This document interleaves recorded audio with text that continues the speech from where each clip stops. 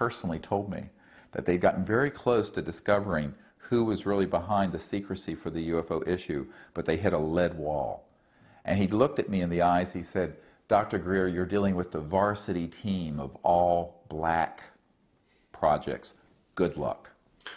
So it's a very, very complex issue, and the secrecy isn't that hard to maintain if you have this sort of infiltration into major institutions, media, and also the ability simply to float nonsensical stories out there.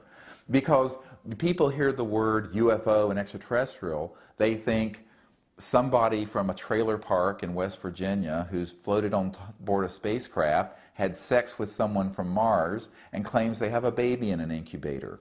Or, just all kinds of nonsense. The truth of it is actually more interesting. The truth of the technologies and the fact that the extraterrestrial technologies are so advanced that they interface directly with coherent thought.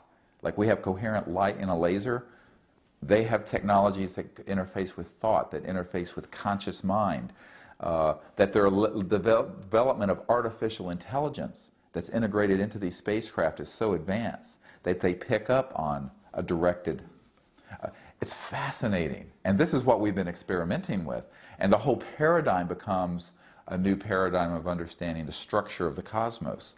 But the most of the information that's out in the public on this issue has been a carnival of silliness, and that keeps most serious people sort of in the closet on it. In fact, it's interesting, I often work with senior government officials in Europe and in Canada and elsewhere, and they go, "Oh, we're very interested, I want everything you have on this, but no one can know that I'm interested because it'll ruin my career, because I'll be ridiculed." So it's a very interesting psychological matrix that's been created to keep people in the box. And what we're trying to do is do something serious, push the envelope on this information, and credible, and get people to understand what the truth is. It's a very common question of why don't these visitors make themselves more obvious. And what I point out to people is they have. They have been filmed hovering over Rome for an hour. They have been filmed over downtown Montreal. I have the video. They have been seen all over Mexico City and on radar. They have been filmed over the White House and the Capitol and the photograph of the 1950s. They have landed and met with officials who then betrayed that. They have done everything but forcibly say this. Now, important, what good would come from one civilization forcing on another civilization their presence? This is our problem, not theirs. We've lied to each other. We've kept this secret. We have the proof. We have the materiel, the spacecraft. We have the full documentation. We have radar tapes. And what the Disclosure Project is doing that. But it's not their place, these visitors from other planets, to force their presence on us. Because to the extent that we are lying to each other in this dysfunctional human family, what that says to them is that we're not ready for that level of open contact.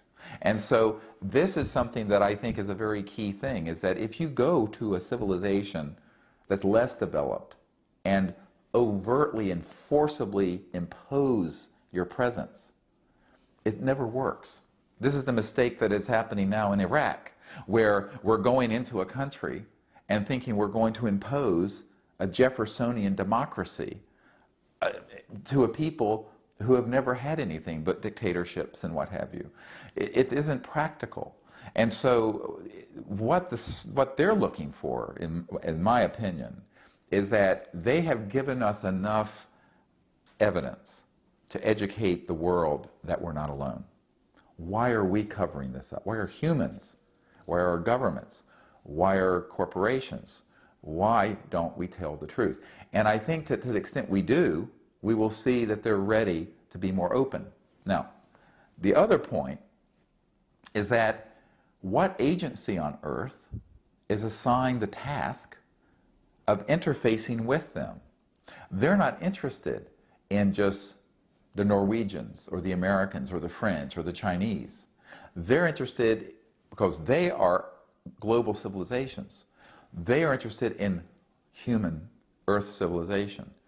But the United Nations has no mandate to deal with this. We've tried. They refuse. They're too afraid. And they've been threatened. I know for a fact that they were threatened not to when we asked them. So CSETI, the Center for the Study of Extraterrestrial Intelligence, is a citizens diplomacy effort. And we have people going out all over the world. I mean, in Australia, South America, Europe, United States, where we have teams using certain protocols attempting to make contact peacefully.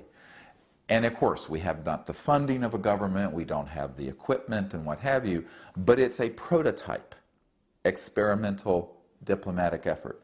And we have had amazing results. And the reason we have is that they want that kind of contact, but they want it when people are ready for it.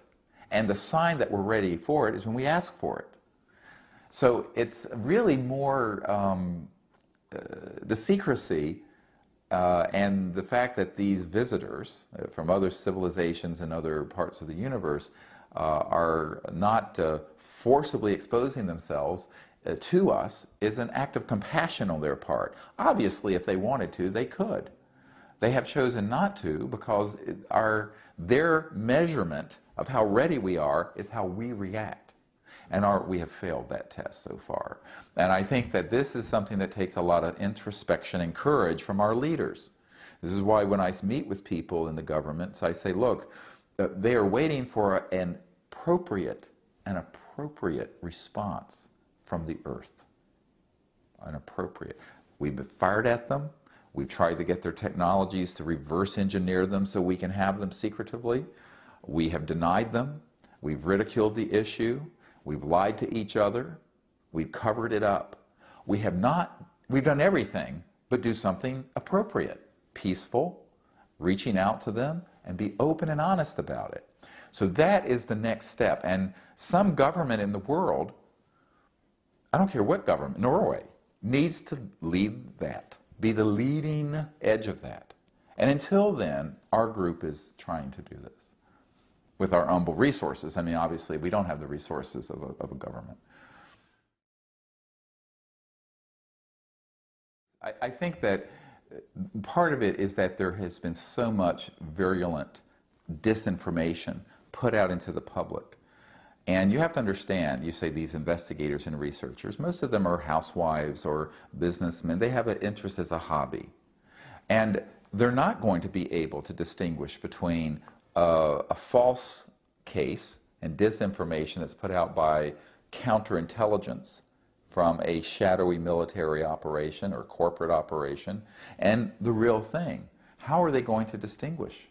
And so there's a lot of confusing information, and it's very difficult. I tell people it takes years to get, it's like peeling away layers of an onion. And you've peeled away 38 layers and you still have 20 more to go. Because it is an enigma wrapped in a mystery, wrapped in a total black hole of deception. Most of the information put out there to the public and to these investigators is deliberate disinformation designed to evoke a response. Fear and ridicule, one of those two. And this is why you see so many things about, you know, alien invasion week on the networks, and they're invading us, or they're abducting us, or they're torturing us, or well, there's nothing of the kind happening. But there's plenty of ways to put that information out there and convince certain people there are. And humans have this predilection to liking to be afraid. It's like people like to go to horror movies, and people like to be frightened. But more importantly, people who want to control a large number of people or keep something secret, you do it through fear. And it isn't hard to do. I mean, I have documents from private institutes who talk about the use of stagecraft, I'm quoting, so that they are artificially staging certain UFO events and abduction events for their psychological warfare value. And I encouraged a man in England to write a book called MILAB, Military Abductions, where it talks about this. And the value of it is that it puts out a certain patina of fear that can manipulate large numbers of people. Because one of the long-term agendas for this secrecy, which Werner von Braun, who was the Nazi German, I should say, perhaps, he'd said he really wasn't a Nazi, but he worked with Hitler's and developed the V-2 rocket. He was brought into the U.S. space research program back after World War II, and his spokeswoman for the last 4 years of his life is on our team. And she said, oh yes, he knew about this, and he said to her that there's an enormous amount of disinformation on this subject because their agenda long-term, this huge $1 trillion a year military industrial project, is to grow that industry so that the whole world becomes united against a threat from outer space. There is no threat from outer space, but if you can convince people there is, instead of spending $1 trillion a year out of the global economy, we'll spend $2 or $3 or $5 trillion a year. And that's the agenda behind the secrecy. But in order to do that, people have to have an enemy, and you have to manufacture fear. And so the average person who investigates this issue has not had access to Werner von Braun's spokespeople or to the head of the Defense Intelligence Agency, which we have. And they are completely vulnerable to a lot of false information. And I say this, and I say this with some compassion, at least 90% of all information out there on this subject is some form of deliberately implanted false information designed for a certain agenda. And so I tell people they need to be very skeptical, and it takes a great deal of research to find out, to get to the bottom of it. Well, the Disclosure Project is an ongoing initiative, as is the CSETI project to make contact, which we call the CE5 initiative, Close Encounters of the Fifth Kind. And the Disclosure Project is moving forward with a number of governments around the world, as well as the United States government, to identify people who want to see this done. And we've recently had conversations with some of the new chairmen of committees at the Congress. We're working very closely with the Honorable Paul Hellyer in Canada, who used to be the Minister of Defense for Canada. We're working very closely with a very powerful European country to effect disclosure, and they are cooperating. I can't say who this country is, which country it is, but it's a very significant development. So we're continuing to put the information out, but also work and coordinate with various governments around the world to make that happen. And we've actually, in the last 6 months, have had some very positive breakthroughs.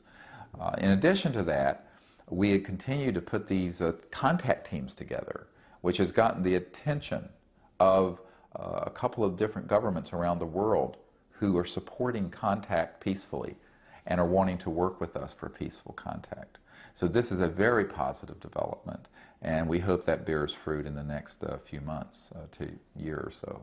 So that's really where we're going with that, and we continue to train people to do this, because I believe that Rupert Sheldrake, you may have heard of, has an interesting theory about morphogenic fields, and how when a certain number of people start to do something, it picks up a sort of power non-locally that influences. And I think that the more there are people who understand the subject and move in the direction of positive contact and a positive outcome for the future of Earth, that reality will be manifested.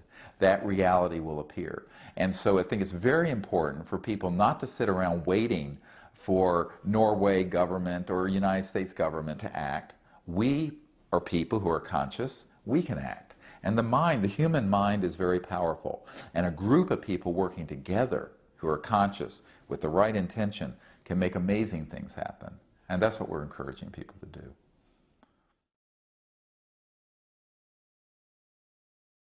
The spiritual implications of this are profound. Now, I distinguish that from religious, organized religions. But I think that what's very important and what's key to our perspective on this is that Erwin Schrödinger, who was the father of quantum mechanics and particle wave theory, stated 100 years ago or so that the total number of minds in the universe is one. And in fact, the consciousness is a singularity, phasing within all beings. And this is also the heart of compassion of the Buddha and the source of the oneness spoken of in spirit